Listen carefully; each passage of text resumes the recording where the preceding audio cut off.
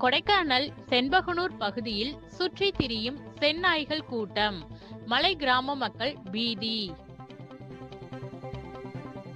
திண்டுக்கல் மாவட்டம் கொடைக்கானல் செண்பகனூர் பகுதியில் செந்நாய்களின் கூட்டம் முகாமிட்டு மிகுந்த அச்சத்தை ஏற்படுத்தி வருகிறது.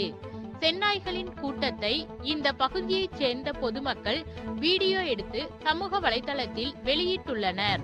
ஞாயிற்றுக்கிழமை மதியம் 1:30 மணி அளவில் கிடைக்கப்பெற்ற தகவல்.